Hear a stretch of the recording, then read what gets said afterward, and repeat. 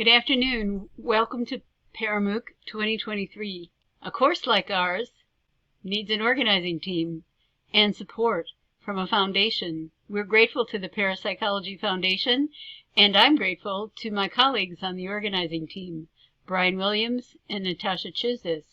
Our topic this year is apparitions, hauntings, and poltergeists, and today is session 1, Poltergeists in Brazil. We have a really good group of speakers starting today and going through the end of March.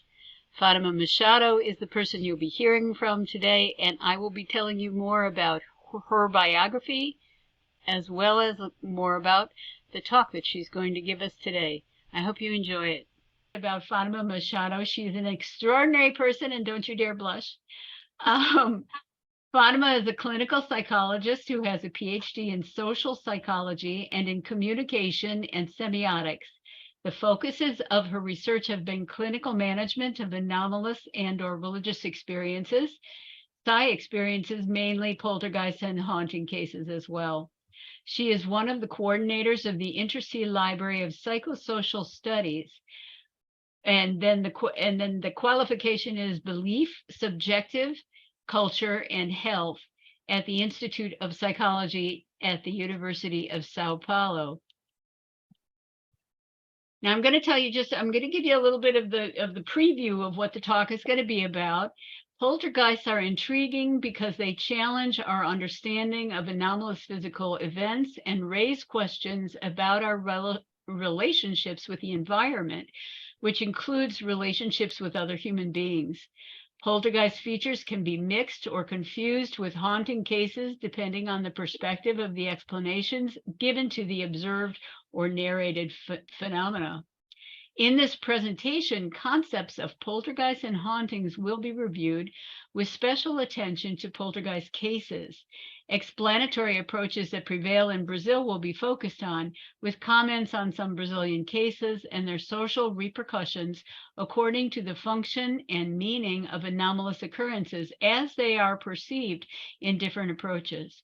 Therefore, especially psychosocial and semiotic aspects will be focused upon. So welcome to Poltergeists in Brazil, case studies and theoretical theoretical approaches, and their implications. And Fatima, the floor is yours. Thank you, Nan, for your kind words.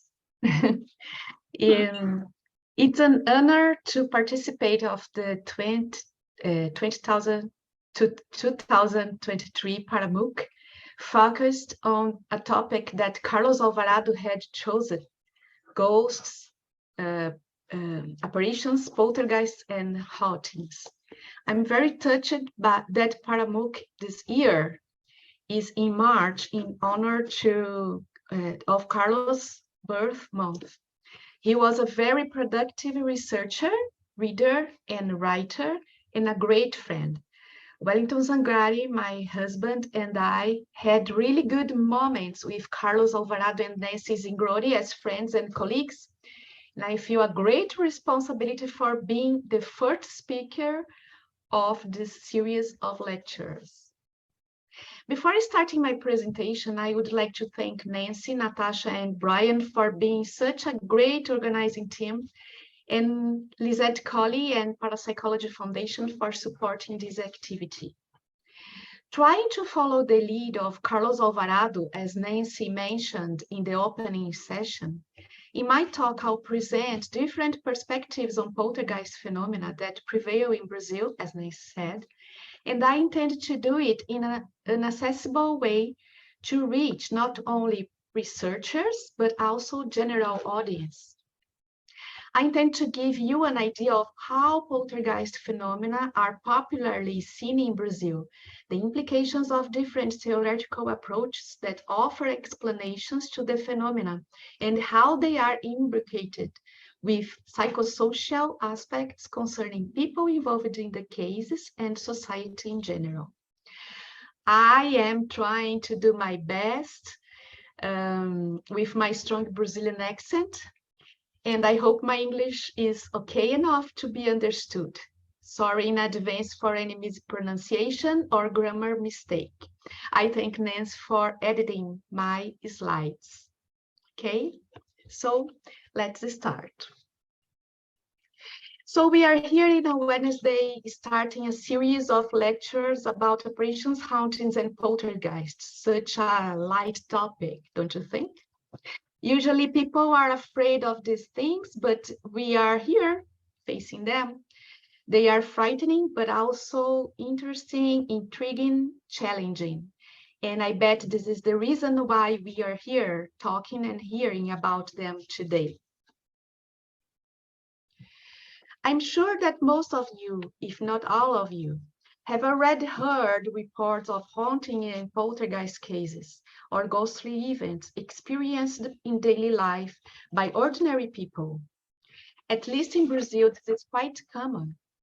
Reports are important because they motivate investigation.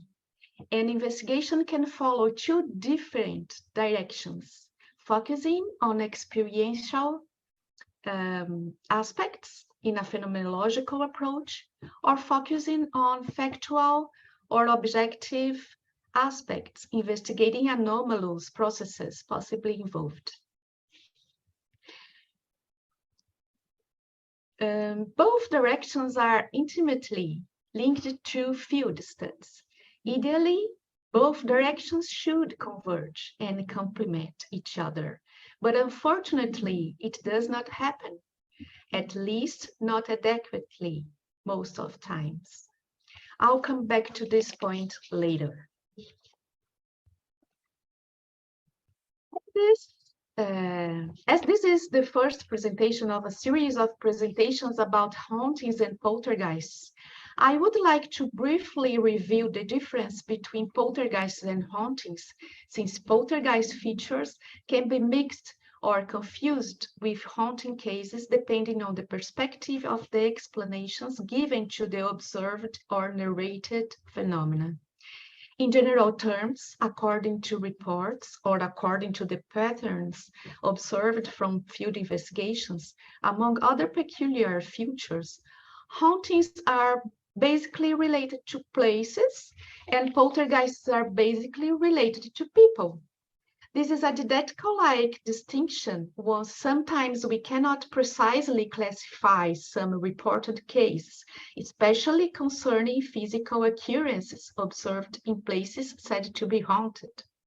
But anyway, as a whole, we can assume that hauntings are connected to or related to places, and poltergeists are connected and are or related to people. In Brazil, we have some traditional scenarios or places where hauntings and poltergeist-like occurrences are or were reported or are expected to occur, like churches' ruins, where ghost masses have place, streets where ghost processions can be observed, stretches of roads, cemeteries, farms, and slave quarters, show houses, theaters, public buildings, woods, forests, and restrooms, especially in schools. And this is very interesting. Brazilian people usually love to talk about ghost cases, anomalous occurrences, telling personal experiences or reporting someone else's experiences. In urban areas, we have haunting cases connected to tragedies as murder or big fires, when lots of people died, as the fire of Joelma building in São Paulo in the 70s, for example. In São Paulo, we have other places considered haunted, where anomalous physical events were observed and are observed up to now, or ghosts were seen, or both. Some of these places are public buildings, as the House of Hosts, this first one, the Little Castle in Portuguese, Castelinho, where a multiple murder episode occurred. São Paulo City Theater, in the center of São Paulo, and Dona Yaya House. This is a cultural center, like a cultural center, and it belongs to the University of São Paulo. It's a very interesting place. And the city hall located in Angabaú Valley. Angabaú is an indigenous word that can be translated as water of the evil spirit. So we have some reports of haunting and poltergeist-like occurrences here too. Well, focusing on poltergeists, let's remember some typical physical occurrences that seem not to obey the non-physical laws. Spontaneous movements of breakage of objects, appearance or disappearance of objects, rain of stones or bricks, spontaneous fires or water, appearance of waste in food, spontaneous turn in turn off of lights, electrical, electronic disturbances. The word poltergeist has a German origin. Polter, that means playful or noisy, and Geist, that means can be understood as a spirit or mind. We can notice that there is an implicit explanation to the occurrences in this popular denomination for the occurrences, suggesting or indicating an agency. Poltergeist phenomena can last just some hours, days, months, or years, what is not so common. Both hauntings and poltergeists can be interpreted in different ways by diverse cultural groups with different attributions of causality and explanations.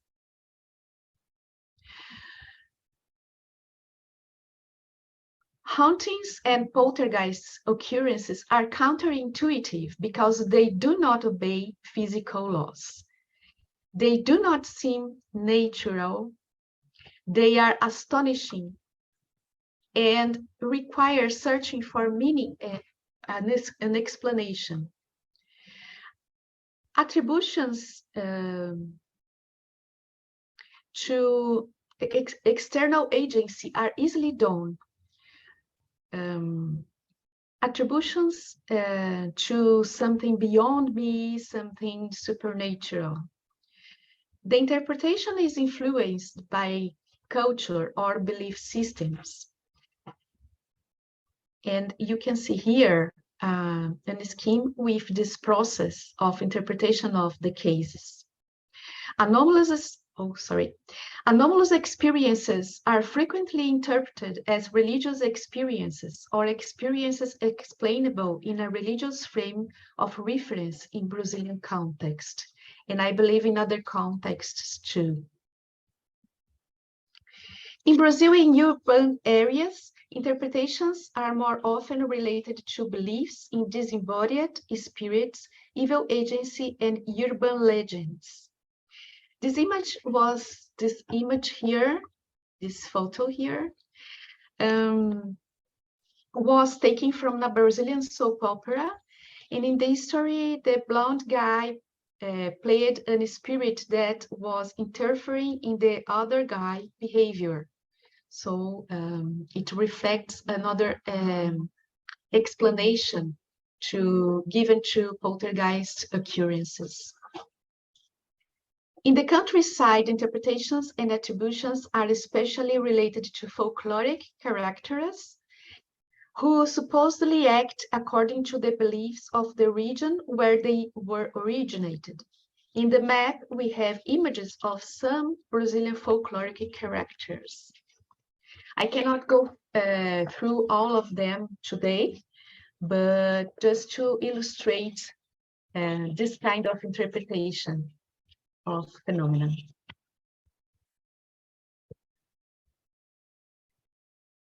I will highlight Saci, also called Saci Pererê.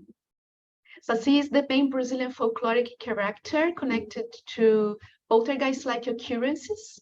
He's a trickster, a kind of Brazilian goblin. In some regions, it is common to hear about Saci's pranks in situations interpreted as fruit of his action, producing poltergeist-like events. In Brazil, we do not have a solid tradition of systematic studies about poltergeist phenomena properly. Few researchers interested in the subject have written about it, investigated, and presented some, analyzed some cases.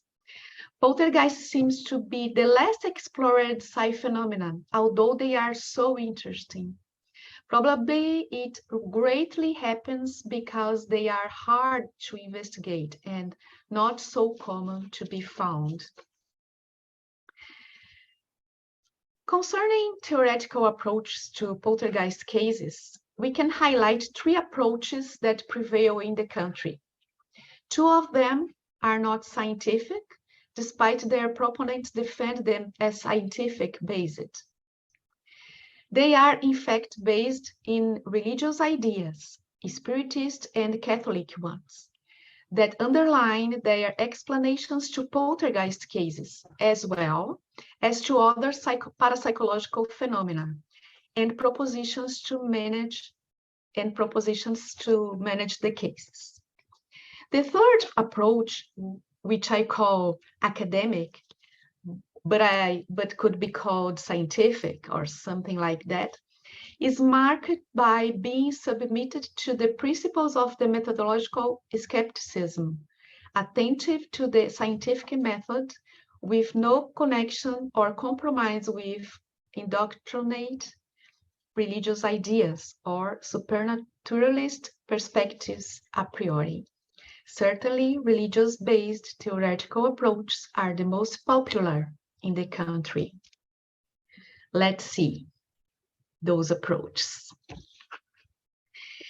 The most popular ideas and explanatory theories on poltergeists in the country are those proposed and defended by Father Oscar González Quevedo and the civil engineer Hernani Guimarães Andrade, who are considered representatives of the Catholic and Spiritist-based approaches to parapsychology, respectively. When you say you are a parapsychologist in Brazil, it's very common, and it was not so common, but usually it's common, that people ask, what is your religion? Because supposedly, this is an indicative of your approach to the phenomena.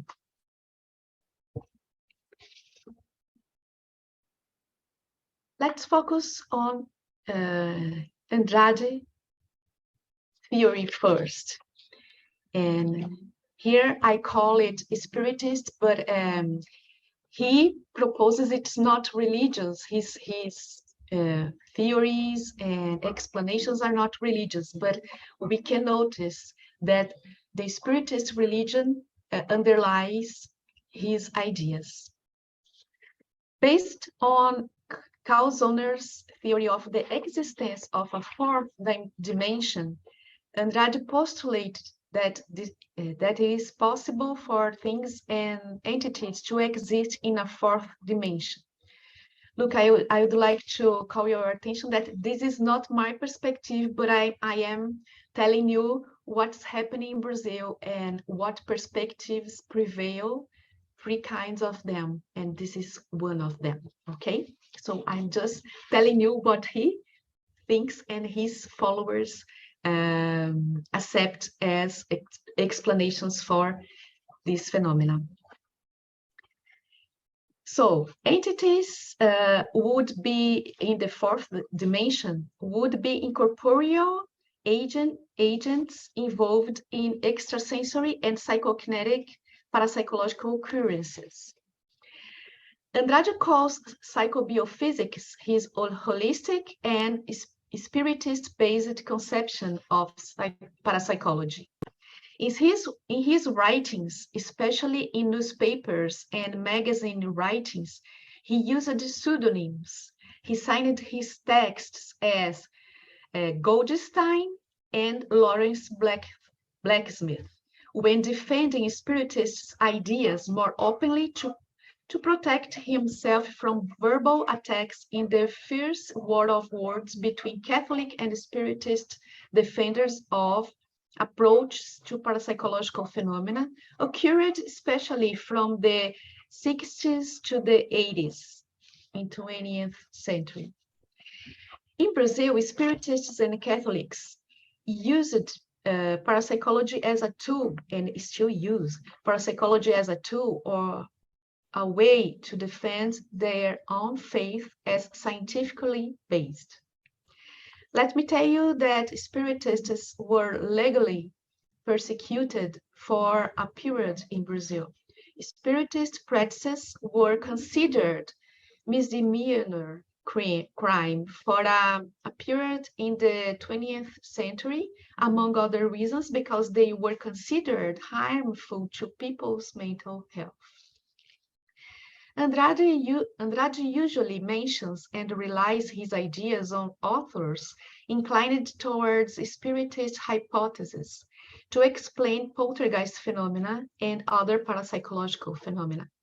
When an author disagrees with the possibility of disembodied spirits and incorporeal beings' action in our daily life, Andrade qualify them as reductionists and materialists.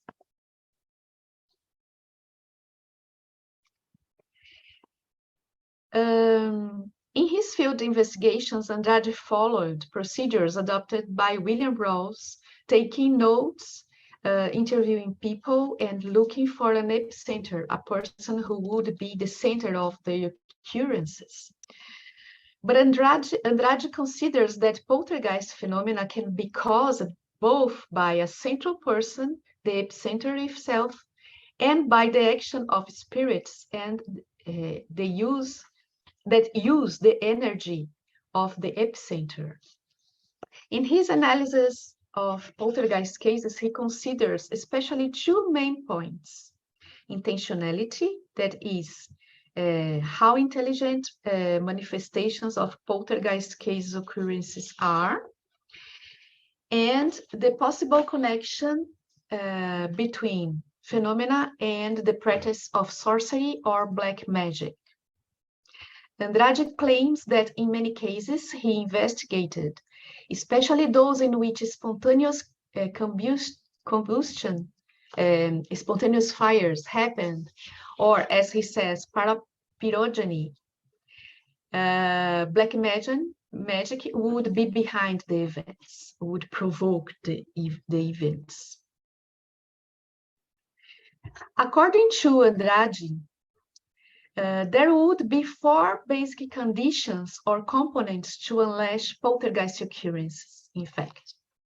A sorcerer, one or more incorporeal agents, magical practices that would trigger incorporeal agents, in the presence of an epicenter. Curiously, Andrade said to me when I interviewed him in 1996 that he never found a fraudulent case. According to him, families suffer a lot in a poltergeist case, so they wouldn't lie in their report about the occurrences. People are honest, he says. He said, well, we know that this is a methodological problem because people can lie or can be inaccurate in the observation of objective events. So we cannot completely trust testimonies and the reports, but they are important, of course. Let's see a famous poltergeist case investigated by Andrade and see how he comes to conclusions about the case. So I'll present a case here, and maybe some of you know this. This is a very famous case in Brazil, especially if you are engaged in poltergeist studies. The the Guarulhos poltergeist, and Carlos Alvarado loved to talk about this case and another case titled The Poltergeist of Suzano, another city. But I chose this one to talk about to you today. Guarulhos is the second most populous city in the Brazilian state of São Paulo. Andrade and his team investigated this well-known poltergeist case occurred there in the 70s. Phenomena took place in a house that shared a backyard with another house. Try to figure out the scenario, okay? Then 10 people of a Pentecostal family lived there, distributed in the two houses. Phenomena started in the front house where the young couple, Marcos and Noemia, and their 1.5-year-old daughter were living. Marcos' parents and siblings, 3 sisters and 2 brothers, lived in the other house behind the front house. The whole family belonged to the Assembly of God, where Mr. Pedro, Marcos's father, was a leader and known as an exorcist. Poltergeist occurrences happened in 3 phases, from April 27, 1973 to May 1st, 1973. The second, from the end of April 1974 to October 25, 1974. And from March 28, 1975 until a recorded date. They don't know precisely when they completely stopped ceased. The first phase lasted 5 days. According to reports, cuts were made in the upholstery, mattresses, and furniture by the sharp claws of a hairy hand invisible to most people. Noemia said she saw the claws several times and described them. Phenomena ceased for almost 1 year after an evangelical exorcism performed by Mr. Pedro, Noemia's father-in-law. In the second phase, phenomena restarted more intensely. Stones fell on the roofs, cuts happened again, and 2 children from the neighborhood who visited the front house with their mothers on different occasions had cuts. The cuts were thin, their wounds were very deep, and they bled profusely when done in people. The cuts were usually parallel, forming 4 or 5 lines, as you can see in the slides. These photos were taken by Andrade team in the house. The same happened with the upholstery and mattresses. One night, while Marcos and Noemia were lying down in their bedroom, Noemia said she saw a figure next to their bed, and then Marcos' arm was cut in the triceps region. Especially Marcos's personal objects and clothes were affected. Objects as slippers were torn apart and found arranged as a cross somewhere else. They also reported the movement of objects and the disappearance and reappearance of money.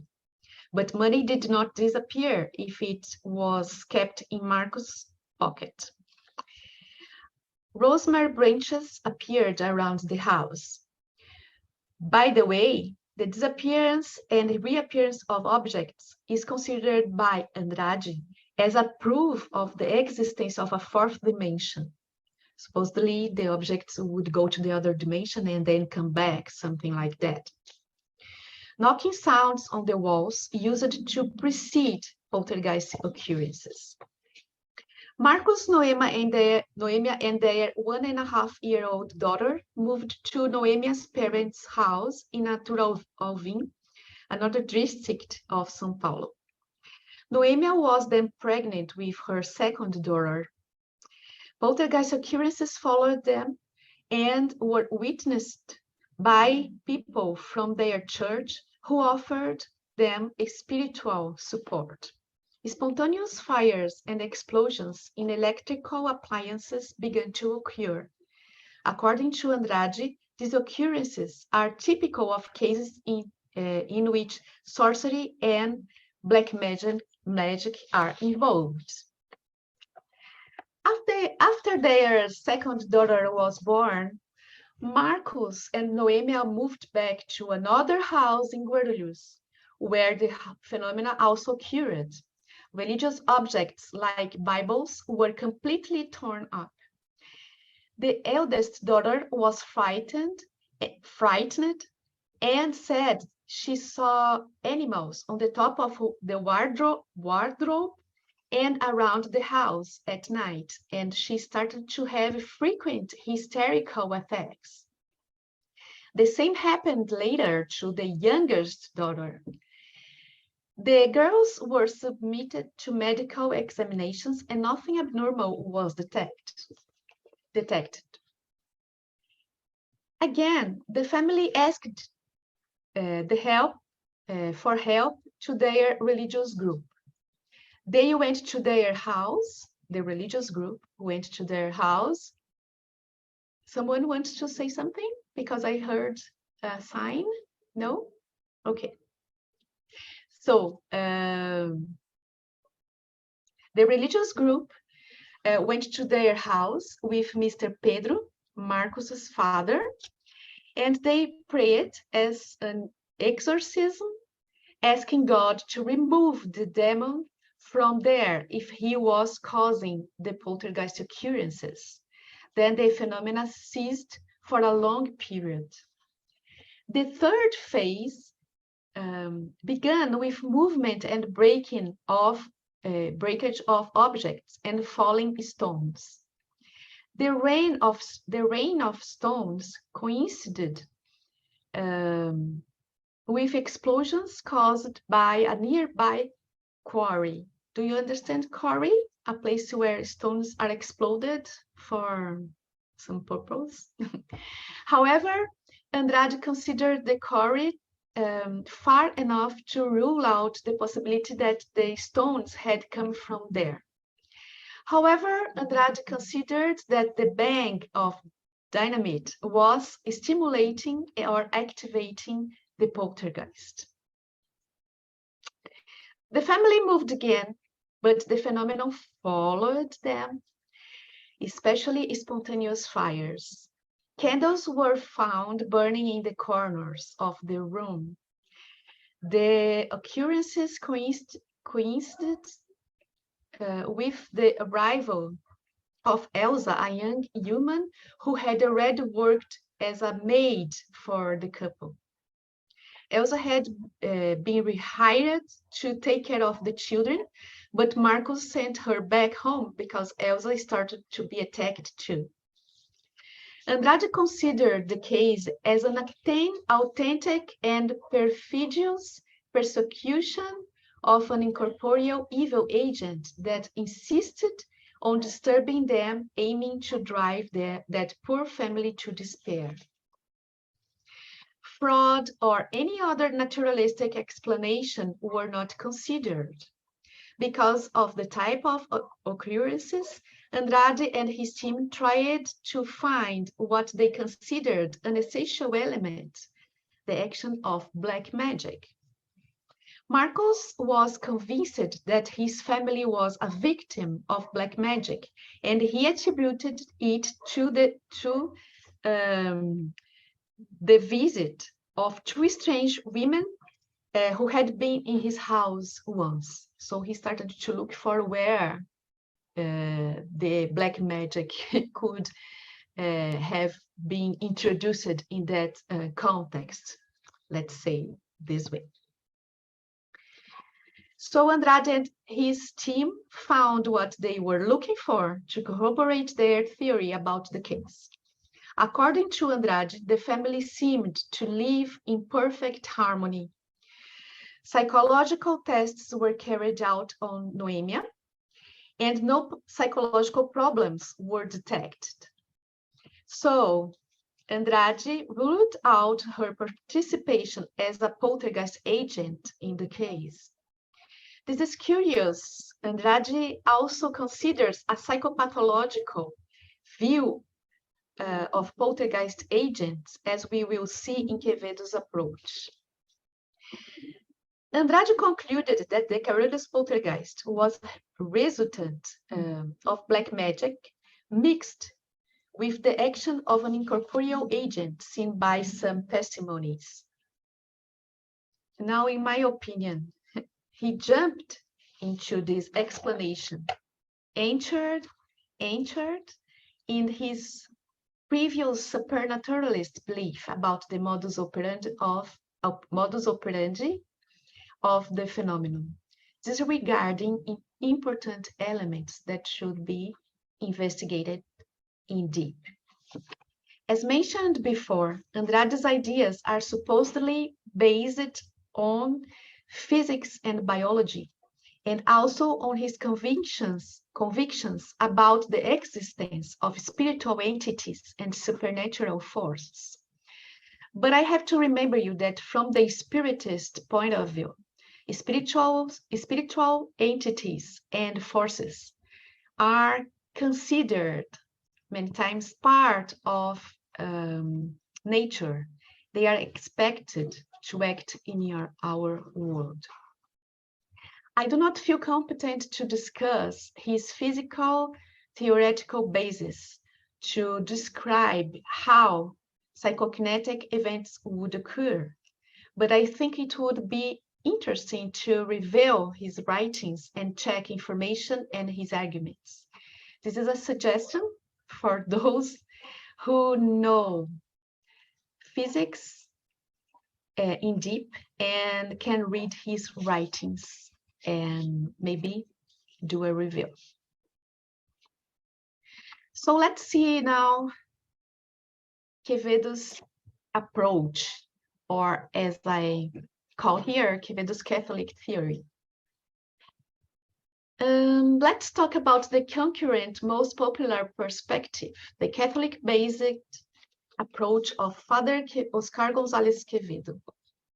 I risk saying that Quevedo's ideas are even more popular than Andrade's, because Quevedo became a type of pop star, very famous. He taught courses all over the country for years, for decades, and was frequently on TV shows, spreading his ideas to general audience, especially from the 70s to the 90s. Quevedo had a team of investigators that faithfully followed his ideas and instructions to do field investigations. Quevedo was against experimental research because, in his opinion, situations that stimulate parapsychological mental forces would be very dangerous and harmful to people. He had a very personal reason and professional or devotional as a priest to assume his opinion public. This was part of his arguments against spiritist ideas and beliefs that were gaining more and more adherents in Brazil. Adherents? Well, you see, adepts, people who started to believe in their ideas. As a Catholic priest, he assumed the mission of proving that mediumship, spiritism, and spiritist phenomena were false and nonsense. And he was very, very explicit about it. He was Spanish, and he was really picky with spiritists. And he had a very strong accent, and he was very intense when he was talking. about this to people in TV and his courses. I will come back to this point later. I will report a case investigated by Father Edwin Friedrichs. We pronounce his name this way here. I don't know if people from Germany would pronounce it better, but in Brazil we say Edwin Friedrichs.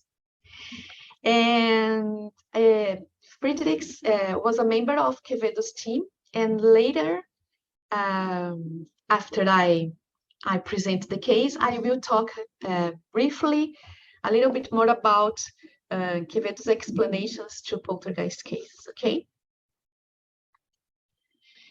And this case, if you look for the next case, if you look for it in internet, in YouTube, you can find some videos and some interviews with the woman that is the protagonist of the cases. So, but the videos are in Portuguese. That's why I didn't bring here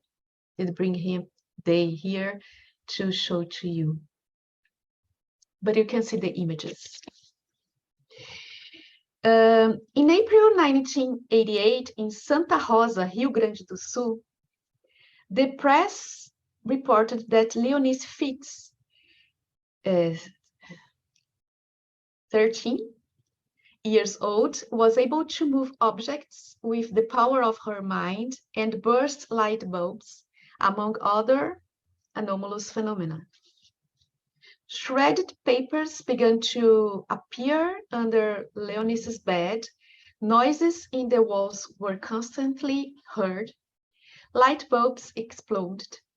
Buckets of water and other objects were moving by themselves, and the mattresses of the family's beds were shaking. Anomalous physical events were also observed at Leonice's classroom. The girl was told to stay away from school at the request of her classmates' parents. With the disclosure of the case in the local and national media, the family was disturbed by curious people and speculations about the origin of Leonice's powers. This is a picture of people in front of her house. It was taken in that occasion. It was filmed, in fact. The picture was taken from the video, okay?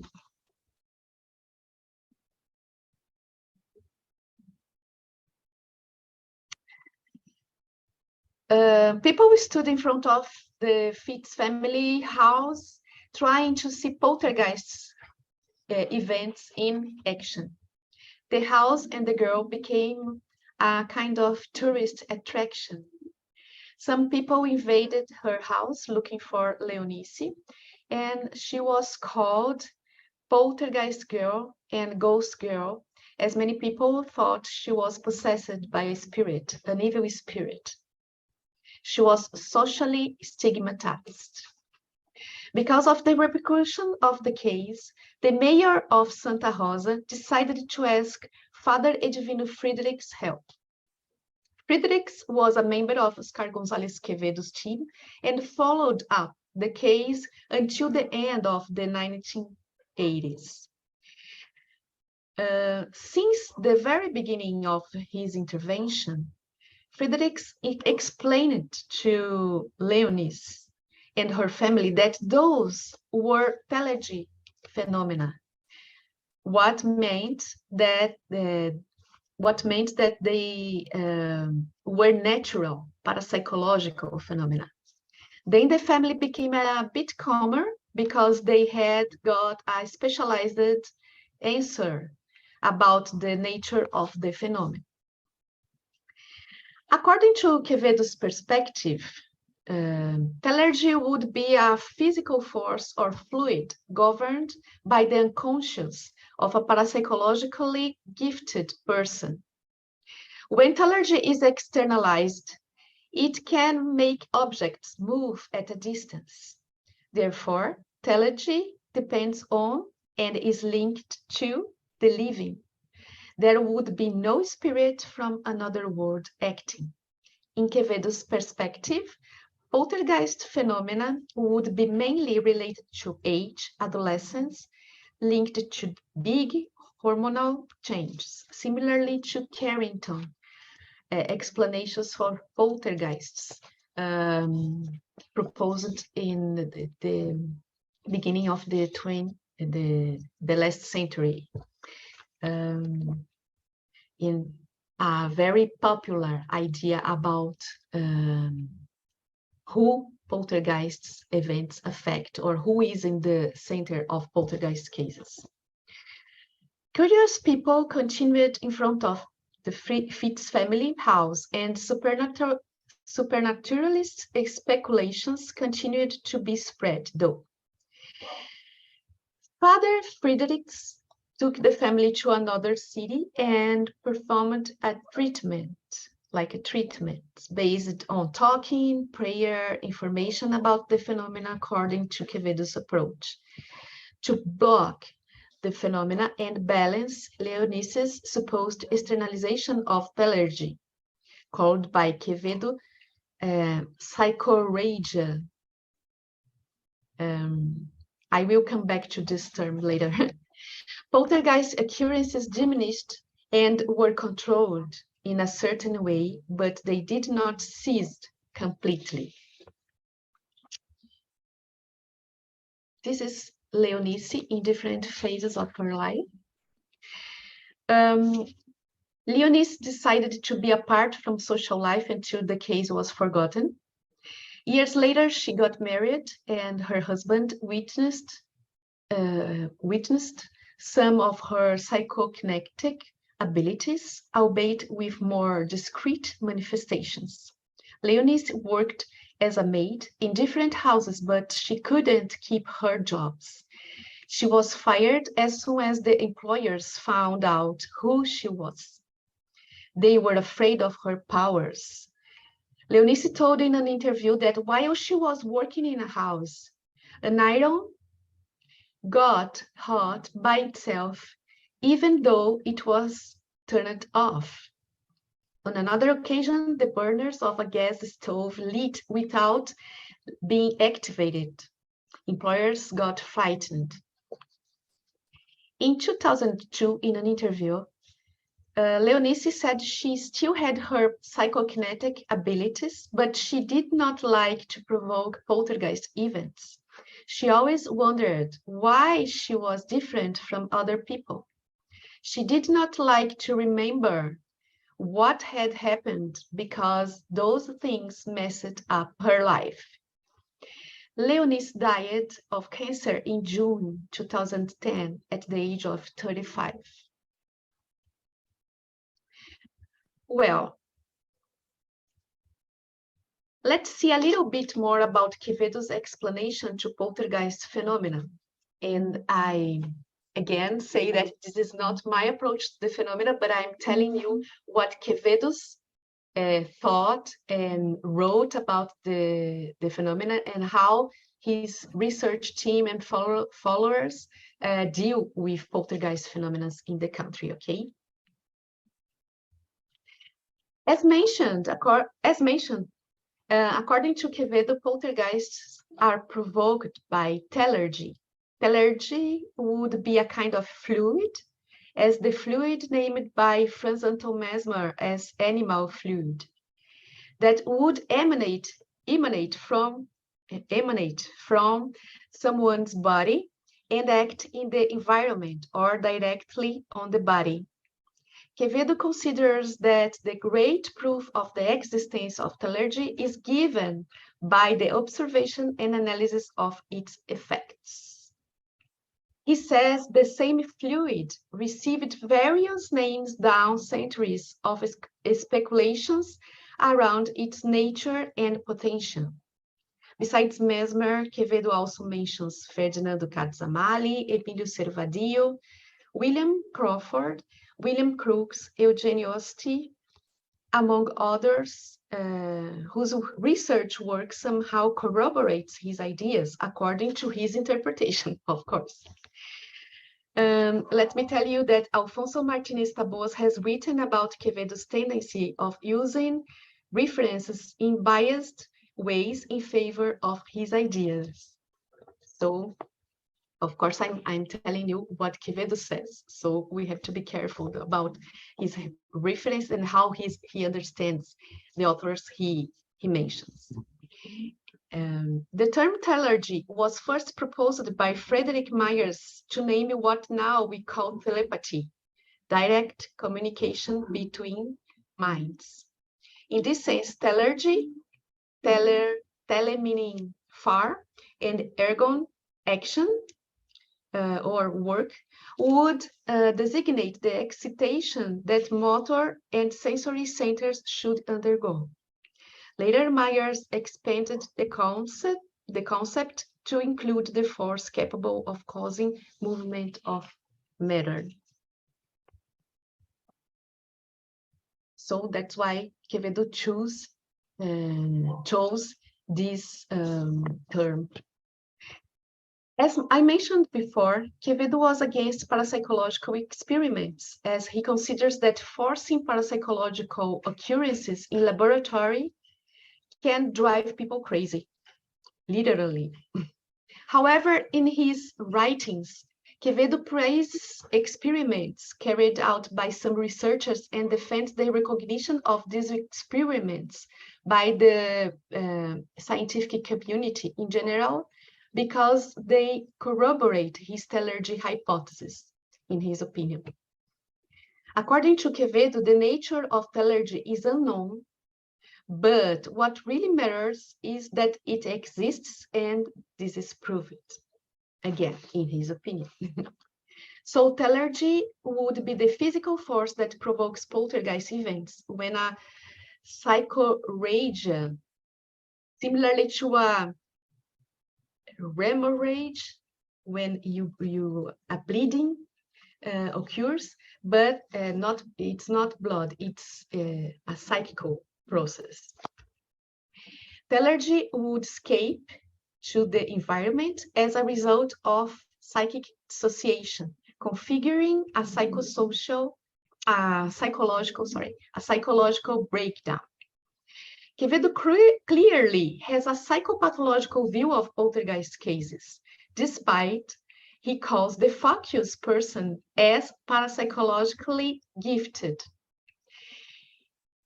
That could be considered a good thing, but it's not in this case. And he considers the so-called spiritist mediums more likely prone to this type of disaggregation. Telergy would also be responsible for ectoplasmic materializations. Quevedo has a specific explanation for each spiritist phenomenon. That is, phenomena that are phenomena interpreted as the actions of spiritists or discarnate spirits, entities. Quevedo explicitly attacks spiritism and makes no effort to hide his intention and mission of demystifying the so-called spiritist phenomena by using his supposedly parapsychological arguments. Quevedo's ideas were and still are used to combat the growing number of spiritism adherents in Brazil, and his strategy consists in offering naturalistic and psychopathological explanations to spiritist phenomena to discourage their practice and beliefs. Another very curious aspect of telergy is that Quevedo considers that the action of telergy is limited to a radius of 50 meters away from the agent. This idea is not based in empirical evidence or experimental studies, I should say. Despite the physical limitations of telergy, he points to preserve the possibility, despite the physical limitations of telergy, he takes care when he talks about this limitation and how he decides and how big is this limitation, preserving the possibility of miracles happen, but only in Catholic contexts. Apart from Catholic contexts, anomalous events are either frauds or parapsychological natural phenomena, in his opinion, in his vision, in his view. According to Quevedo, parapsychology would be instrumental to identify the true and the false miracles. So, as you can see, parapsychology was used in favor of a specific religious approach. As a consequence, Quevedo's conceptions feed stereotypes about psi phenomena, experiencers, and incitates prejudice that stigmatize people who have beliefs different from the Catholic referential, what goes beyond circumstance of poltergeist cases, of course. As I said before, the cases presented and the explanations offered to them are representative of the most popular ideas on poltergeist cases in Brazil.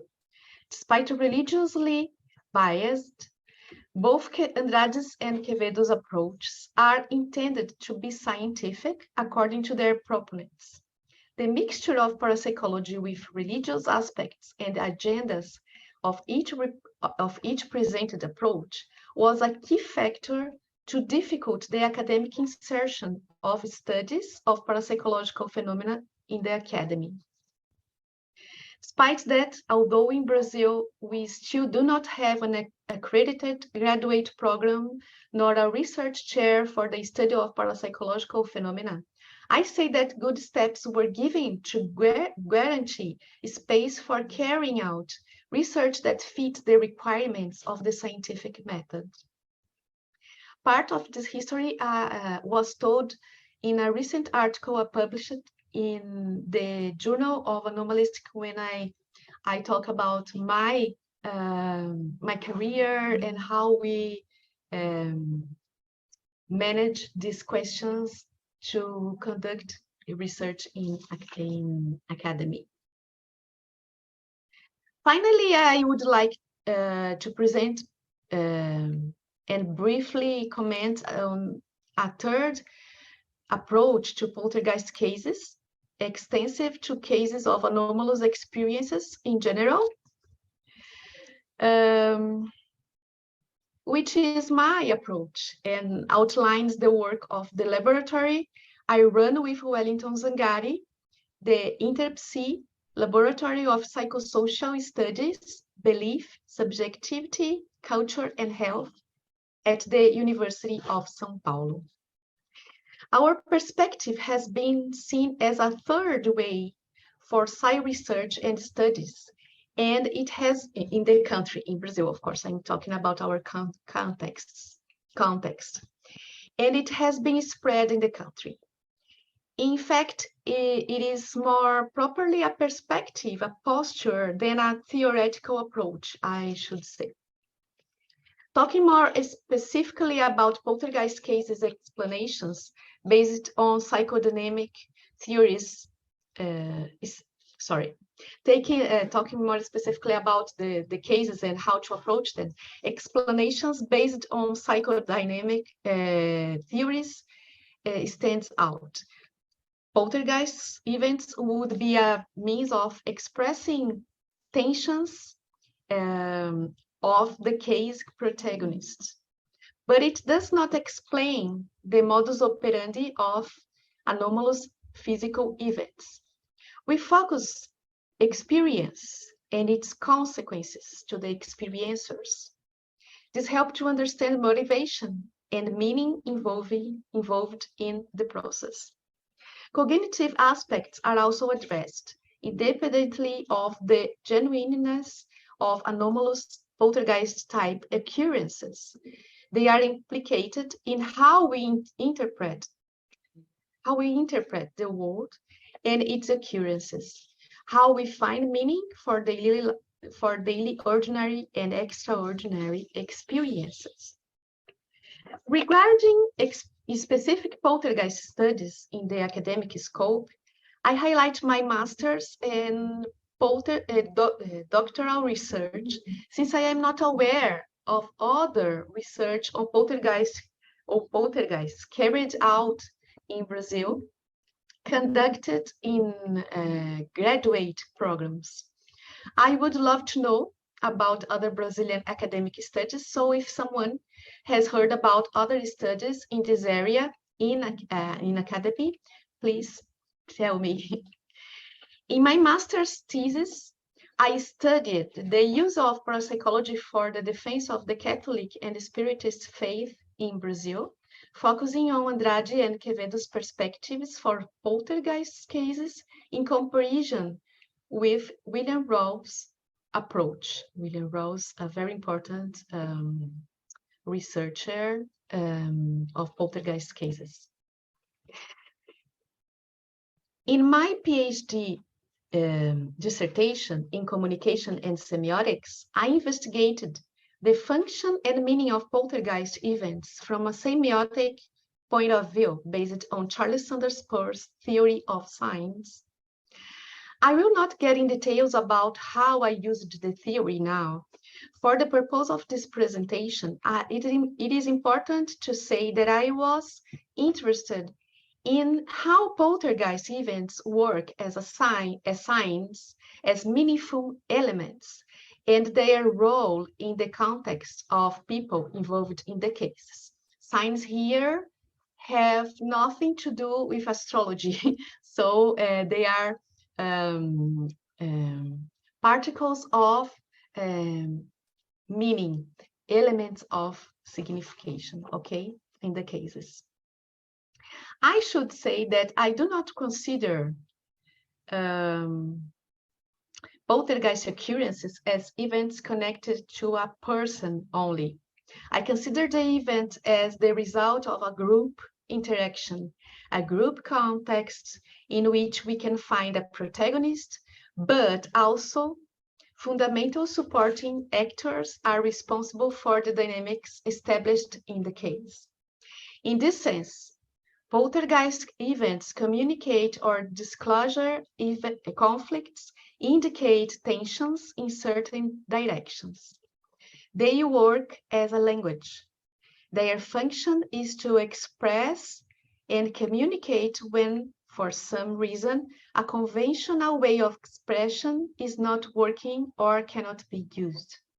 They work as a mystery that is asking to be solved and offers clues to be revealed.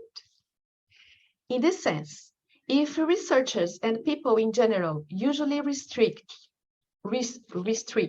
their attention to the extraordinary physical effects and do not pay attention to people involved in the cases and its circumstances, to the clues offered by what is affected in the environment, if they don't pay attention to the narrative that social, affective, and affected relationships compose, or to the function, the purpose, even unconscious, of events in that context, meaning is missing and the human beings involved in the cases are lost in different ways. One of the major problems of religiously based theories for poltergeists, among others, other phenomena, is to have ready answers for poltergeist cases. The meaning of occurrences is displaced to an external plane, to an external agent, as in Andrade's approach, or to an a priori psychopathological condition, focusing on a supposedly unbalanced agent, as in Quevedo's approach, usually agency attributed to a female agent, I should say. We know that not only women or female adolescents are protagonists of poltergeist cases, but this idea is very strong in Brazil yet. So when you have a case, you look for the adolescent and you don't pay attention to anything else, because this should be supposedly the central person. A prioristic interpretations prevent a deep comprehension of the singularity of each case, contributes to stigmatize people, brings no new information, nor open new paths to research. I would like to emphasize that I consider the investigation of anomalous physical processes important. What kind of force is involved in poltergeist occurrences? Do poltergeist cases involve genuine objective anomalous events? These are relevant questions, of course, and they cannot be neglected. But context and people should never be disregarded, even when a researcher is worried about physical movements that challenge laws of nature. Spontaneous cases certainly offer important clues to the ontological investigation of the phenomena. Spontaneous cases occur where life happens.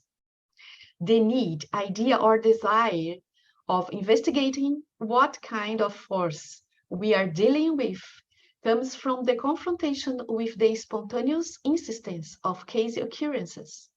This reminds me of conversations I had with my friend Carlos Alvarado, and when I was collecting reports of poltergeist cases at the Eileen Garrett Library at the Parapsychology Foundation in New York in January 2001, and conversations I have with my dear friend Nancy Zingroni about how impressive and significant spontaneous cases and anomalous experiences are, independently of their possible ontological reality, but also because of it. I would still like to point out that in my semiotic analysis, I found the same logic, function, and meaning for fraudulent poltergeist occurrences. Usually, researchers discharge fraudulent causes as if they were not worth to be studied in deep. But I would say that they can tell us a lot about poltergeist motivation and meaning, because in some way, they are related to what is considered a genuine case. So the third approach, that is my approach, of poltergeist cases basically focus people in context from a phenomenological point of view and valorize the semiotic dynamic of the occurrences.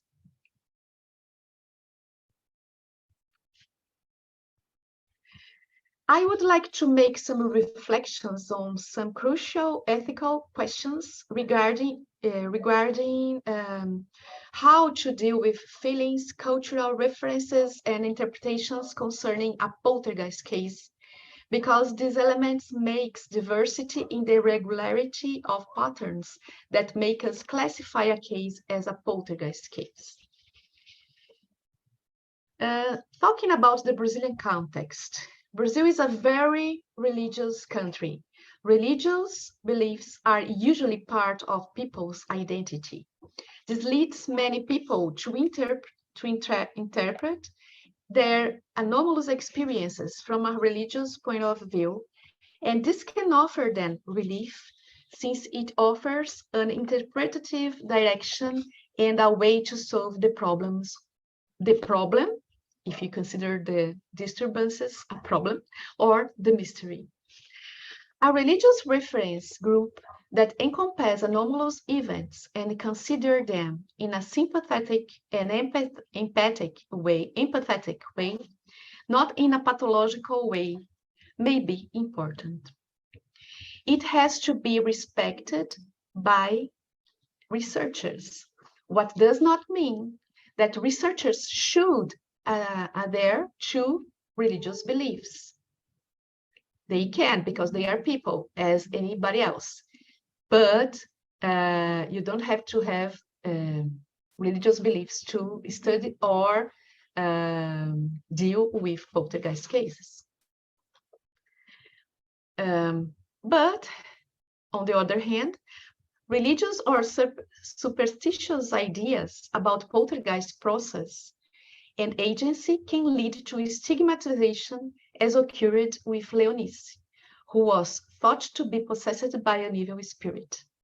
How can we deal with it, being a researcher or who should not let personal beliefs guide investigative action or interventions?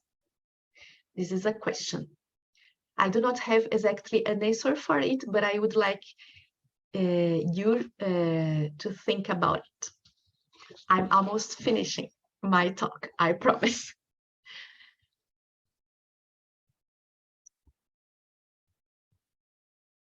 How can we look to the interpretative processes?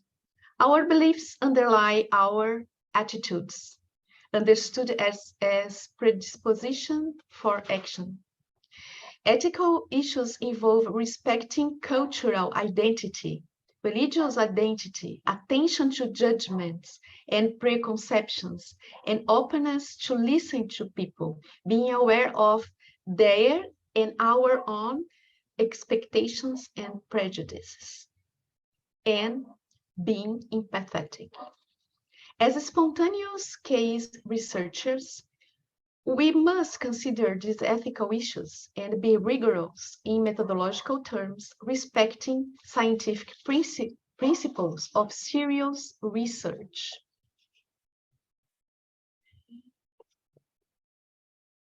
Not easy, don't you think? But it's necessary.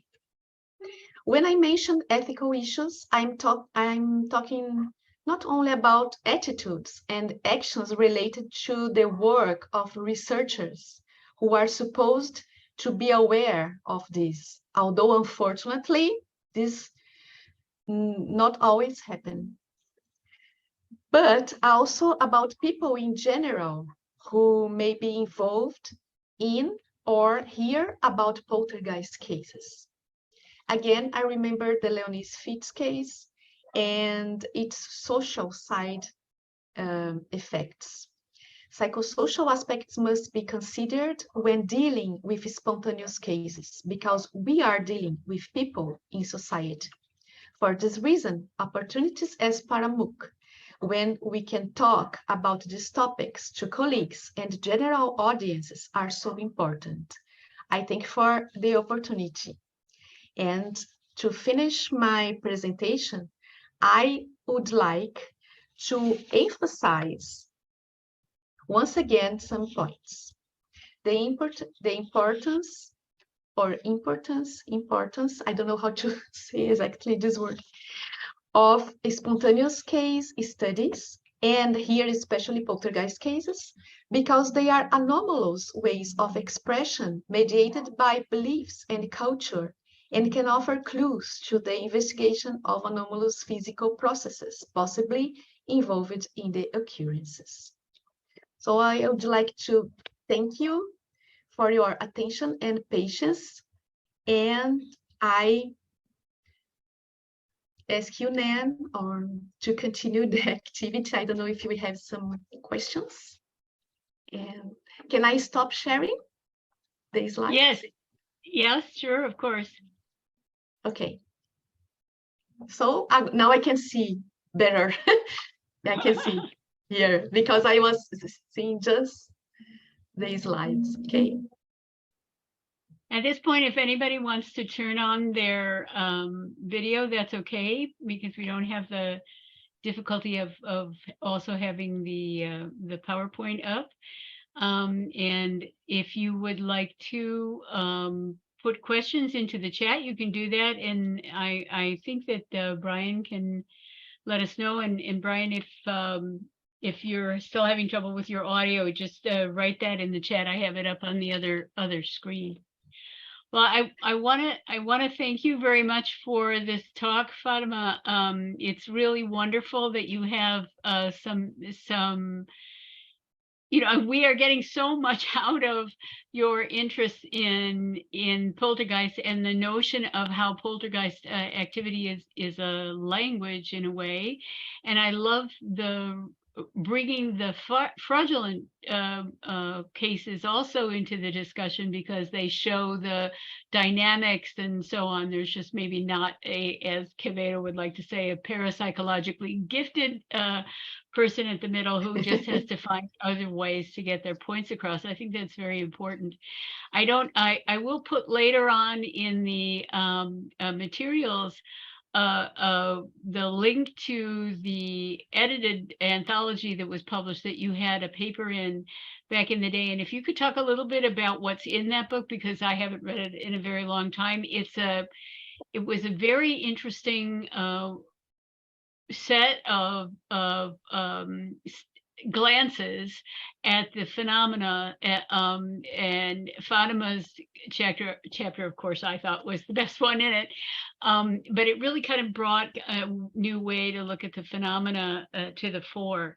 And in the meantime, folks, you can click on the that little face above the word reactions at the bottom to put your hand up if you want to ask your question verbally, or you can put it in the chat. I've got the chat over on the other side.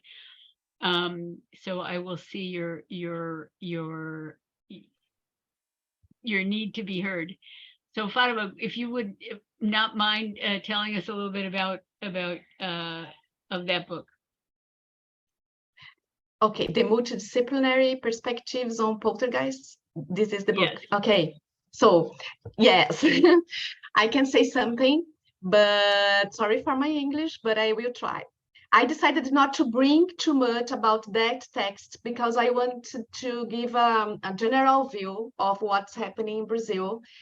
But in that text, I was in the process of my PhD research, and I present the semiotic perspective of some cases I analyzed it.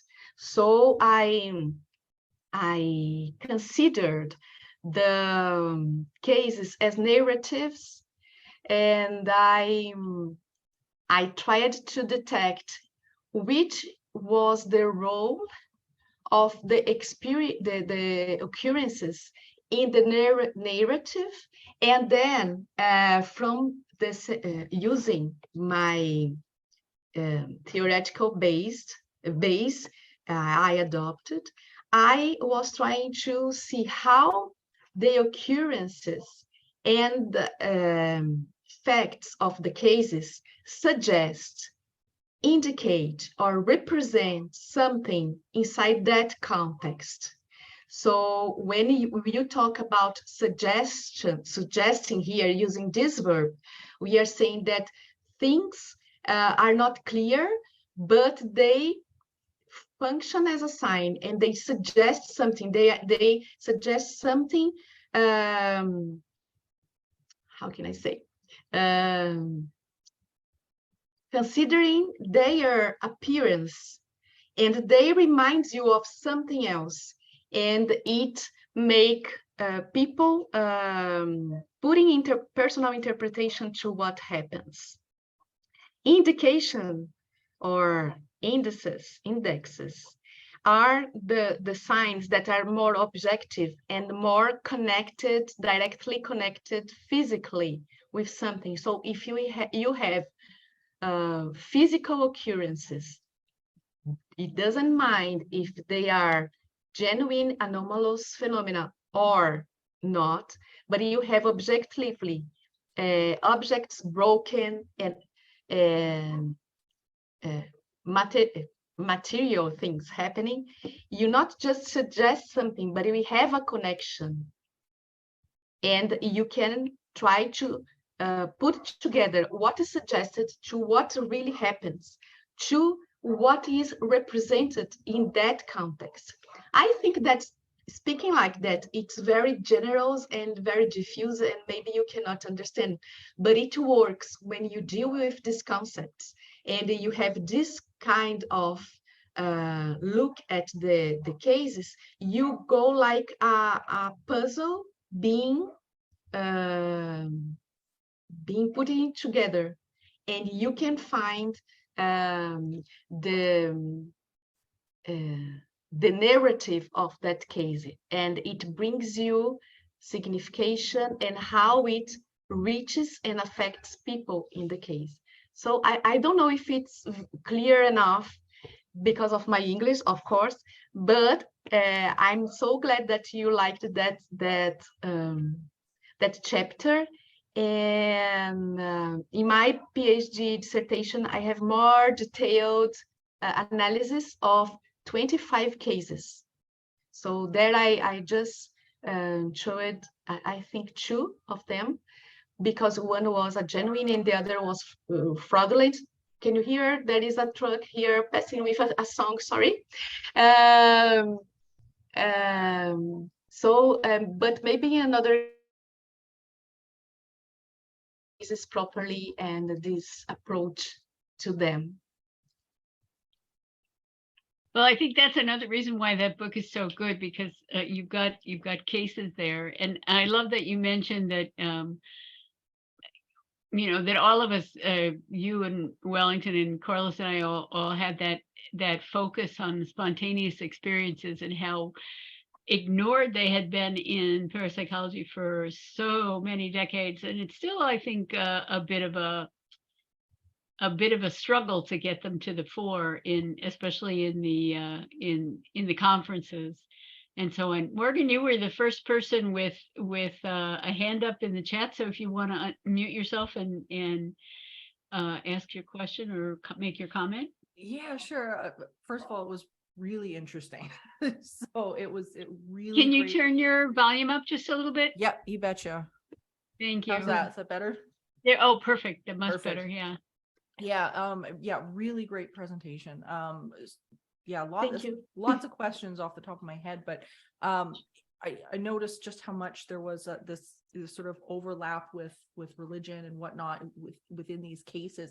How many of these cases do you think have been just completely misidentified because of the religious overtone? Like, I know in Canada, we oftentimes, in some cultures, we will get cases where automatically something's chalked up to, well, this had to be anomalous or paranormal because we don't understand it, so therefore it's got a religious overtone or something like that. Do you find that there's like a lot of misidentification of these experiences because of that overlay? I think we have a lot of cases that could be studied, and it would be interesting cases, but they are what's the word in English? They are, we say, they are taken. I don't know the words, but I think you understand what I would say, to the religious sphere, and we have no access to this case because they are the religious explanations are enough for people involved, and they do not look for researchers. And when a case appears, people goes to the priest, to the church, something, to the sorcerer, and they don't look for academic research. So we have to go to run to try to talk to people and everything. And when we arrive, when we can reach people and talk about the case, usually is after the church has already made interventions and other and some interpretation of the case is offered.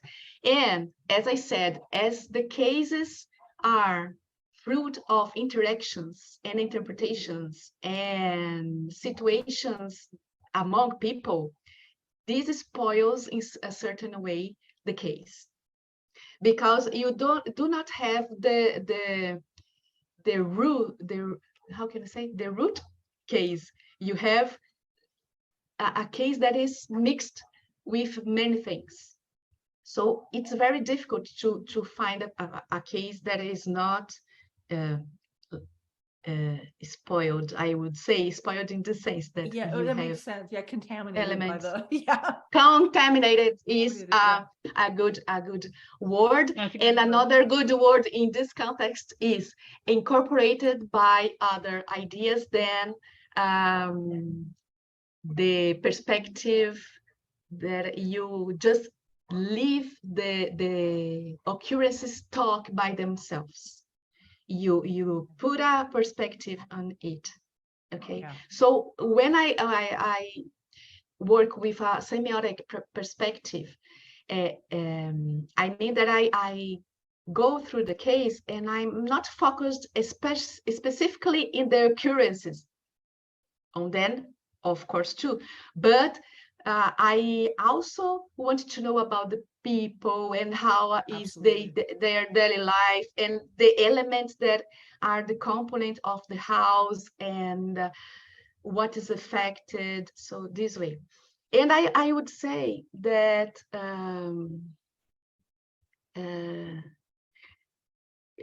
complementing your question, and I see that Brian was asking about the frequency of poltergeist cases in Brazil.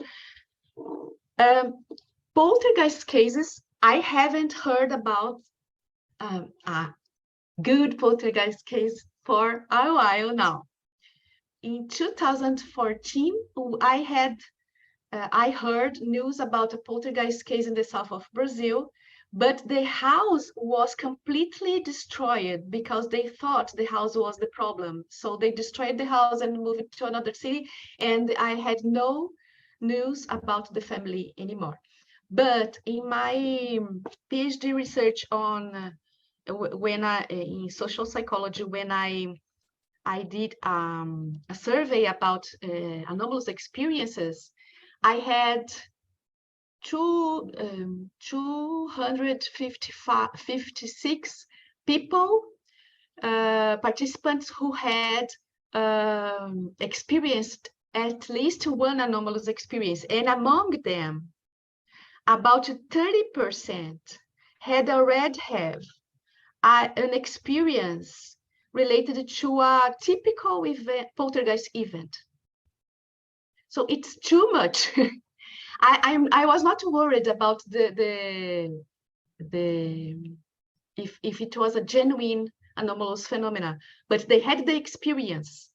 I don't believe that it configurates all these 30% had the configured poltergeist case, but they had some experience. And we are used to pay attention only to the very dramatic and big and astonishing cases. And sometimes little occurrences are also poltergeist phenomena, and not many people pay attention to them. So it depends on the magnitude of the occurrences too. Yeah, that was a theme yesterday too. As you were here, that if it's not gory and TV worthy, then it's not worth investigating. And there's so much to be learned from the smaller aspects of the phenomena. Yeah, exactly.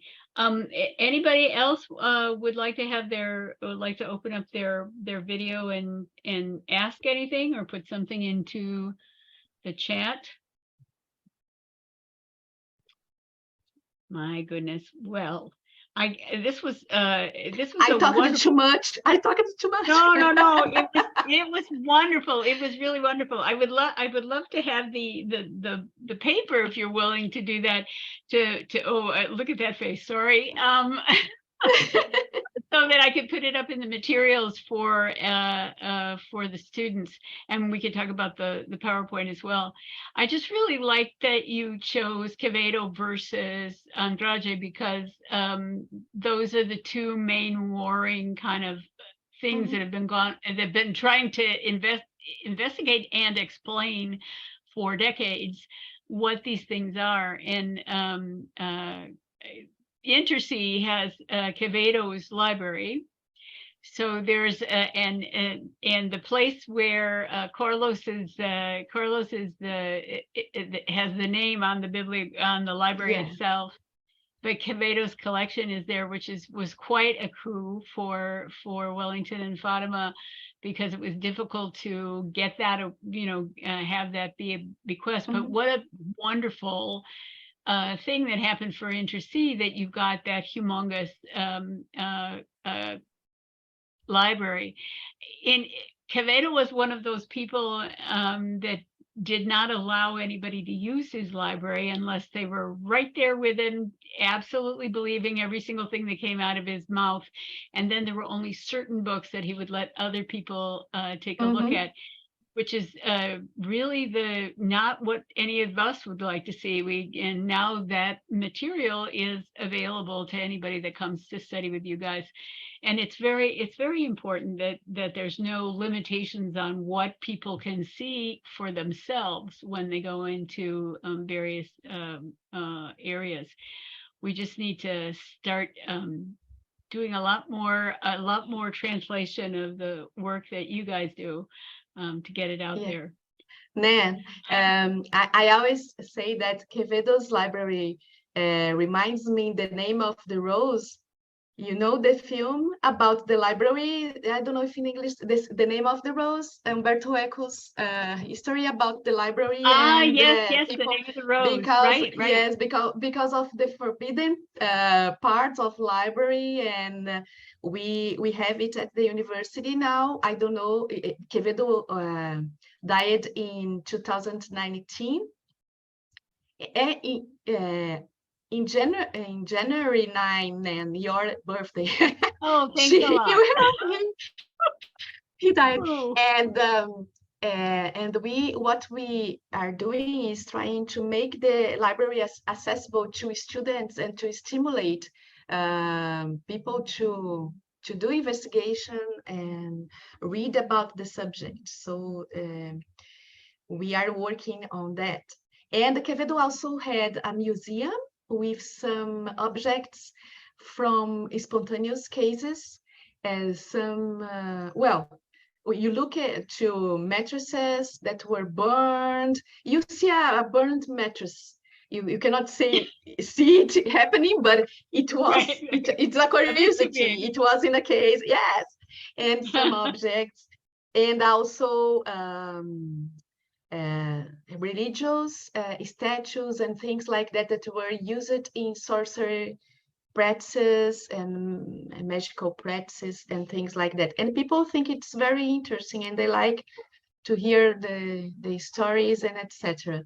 And I would say also that why we have the materials, because it was an old dream we had about, especially Wellington had this dream because Wellington was a member of Quevedo's team when he was very, very young. So his first works and readings was with Quevedo, but they diverged at a point about the experimental research and this idea that experimental research would damage people's brain. So he prohibited Wellington of saying those things, and he started to be in contact with people in the United States and other researchers, and he met Carlos and everything. So he decided to have another group and in a different perspective, and but we were always in dialogue with Quevedo and people, but they didn't like our perspective, but we could be in dialogue with them.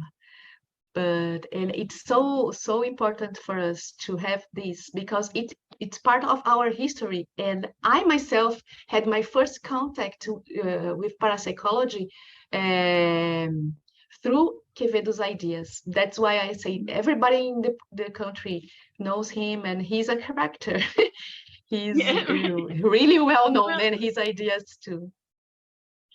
Yeah, I can relate to that. I, had a really different view of who J.B. Rhine was before I went to the Rhine Center, but that's the thing that I did after my first parapsychology class in my undergraduate, was to write to him and ask him advice, which I, of course, completely ignored.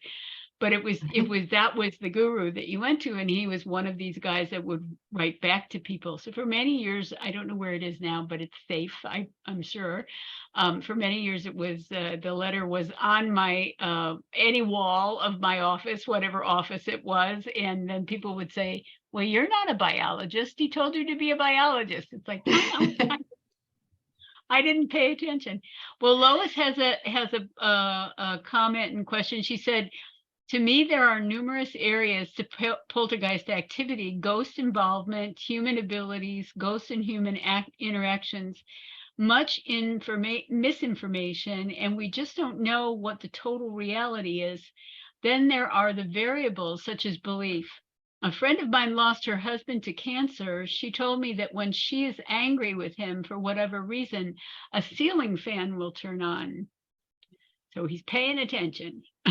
Yes, we have some isolated phenomena that don't configure a poltergeist case properly, but they are really important too for the study. Leonice's case, she said that her abilities, let's say abilities, parapsychological abilities, or whatever we can call this, persisted, but they were not studied in a scientific way. They were just explained using a prioristic explanation. So we have to be open to listen to others and how meaningful these occurrences are, and be open to what happens, to whatever we find when we goes to the field to try to answer things, to understand things, to study things. Yeah. That's so important to honor spontaneous experiences and to make sure you're listening, because that doesn't happen all the time. I didn't say yesterday, but I am sitting in one of the chairs from the Division of Perceptual Studies. When they opened it up originally, it was called the Division of Parapsychology, and it was the 60s. So the curtains were, huge orange flowers, and the chairs were orange. And when they moved into the new building, everybody was like, "Oh my God, get rid of those chairs!" And Carlos and I just could not let go of this one. But one of the things I thought was amazing about Stevenson, he was very formal. He was very, very focused on research and doing everything in the proper way and all that kind of stuff, but he was a great listener. And I think that's a very important aspect in anybody that's working with spontaneous experiences, to be a great listener, and then to not ever make the person feel like you think there's something wrong with them, because that's absolutely not fair. It's not a judgment that you can make, and you'll lose all of your ability to kind of learn from them. And that's really the point, is to learn from them, to learn from these experiences, I think. So does anybody else? Morgan's got her hand up again. Go ahead. No, it was more of an observation than a question, but it was really interesting with as I say, this sort of discussion on how poltergeist phenomenon and our understanding of it is starting to change and starting to shift. And I noticed that specifically with Bill Roll's stuff when he was publishing on things like psychokinesis and whatever. But it's interesting that when you lean into the more religious communities, the idea of one specific doctrine or religious doctrine, or you can't read this book and you can't read that book, even begins to lean into that. And of course we see it, of course, in various religions now anyway. But it's intriguing how it sort of bleeds over into the world of the paranormal. Like, it almost becomes this doctrine. And I guess the shift that's happening is such a similar shift that we've seen with the general public over the years, which is this idea of, consciousness, self-awareness, self-control, all of these things that we are manifesting, that we are creating these things. And as that comes out, you start to see these other ideologies kind of put the clamp on it. Like, you can't read that book, can't read this book, keep it. So it's interesting that Fatima, that you're seeing that in your area of the world, in the paranormal department as well. And it's so, yeah, I find that's interesting. I know when I had Dean Radin on my podcast in January, we were having a talk about this, and in regards to his experiences putting out papers, and then having some of the academic community come down on the papers and say, you are just simply not allowed to publish this, period. And he of course, didn't listen to a damn word of any of it. But it was intriguing to see how this kind of all applies in different areas of the world. It's really, really cool.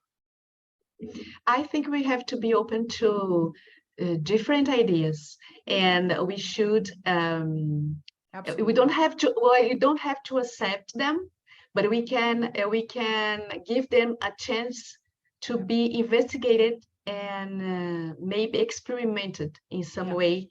Absolutely. To check, because we can be losing something very important to deal with this phenomenon. And as Alison said, poltergeist cases around the world are so similar. And yes, it's the regularity and diversity, because we have different contexts and specific narratives, but the occurrences are very very similar.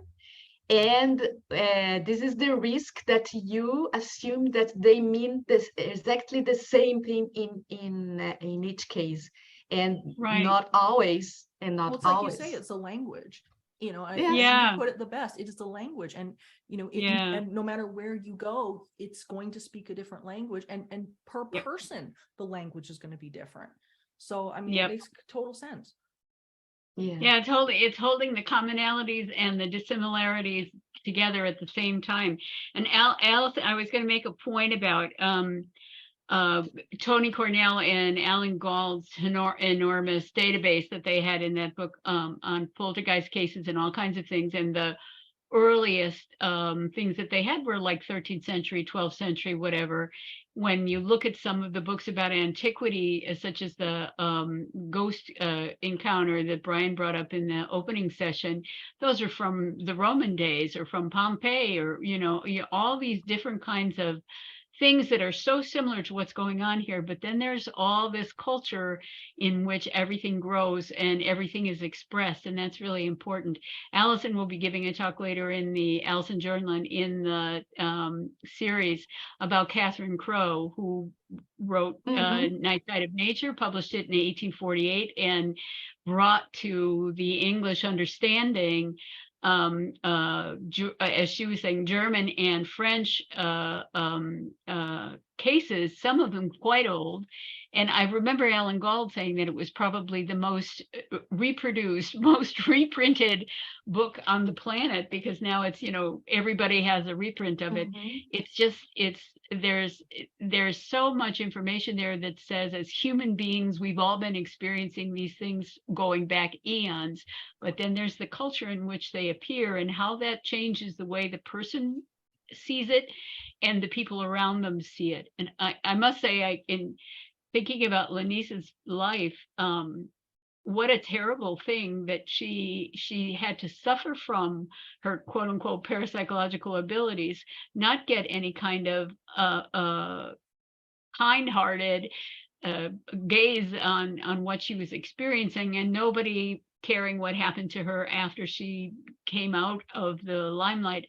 Those kinds of things are really difficult, I think.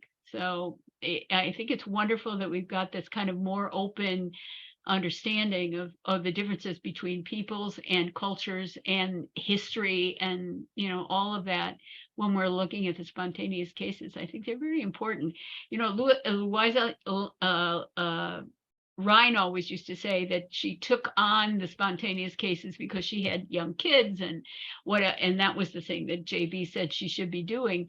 But I remember when the Rhine had a conference back in the 80s about the work of Louisa Rhine, and a number of different people got up out of the room, out of their chairs at the end of the conference, people that were academics, people that were publishers, whatever, and talked about how much more important in many ways her work was than what her husband did. He set out that experimental approach, and it's being used still in some ways, but the notion of actually doing something systematic with the spontaneous cases and trying to understand them not only from the experiencer's point of view, but in a wider way is I don't know. I just think it's one of the best avenues of this type of research. So, well, Fatima, I want to thank you so much for starting us out with such a wonderful talk.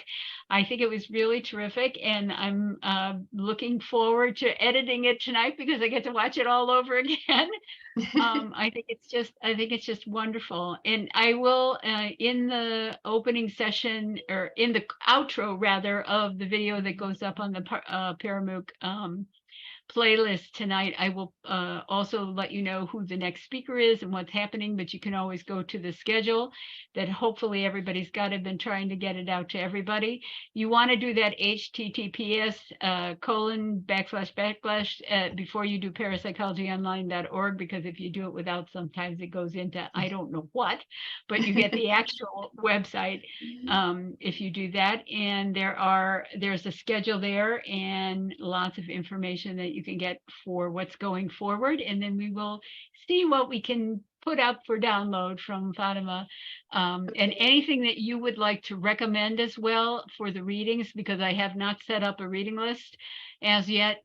Carlos always had that done before we got going, but I haven't done that as yet. So if you have any things that you would like to suggest, Fatima, just let me know.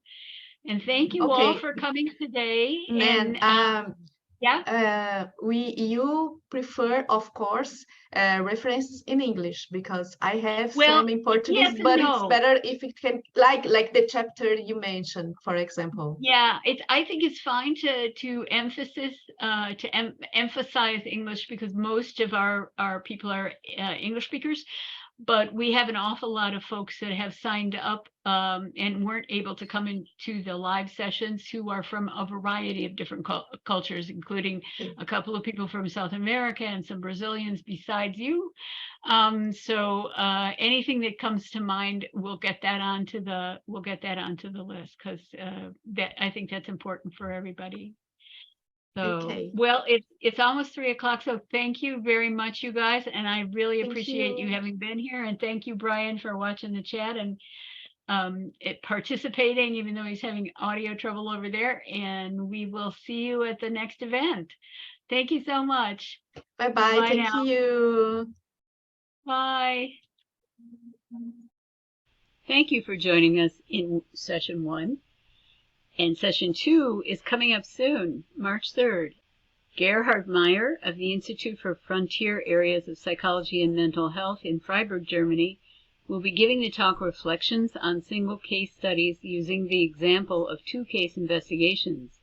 And don't forget to subscribe to the Parapsychology Foundation YouTube channel and to explore all the other information, including how to register, in the description below. See you soon.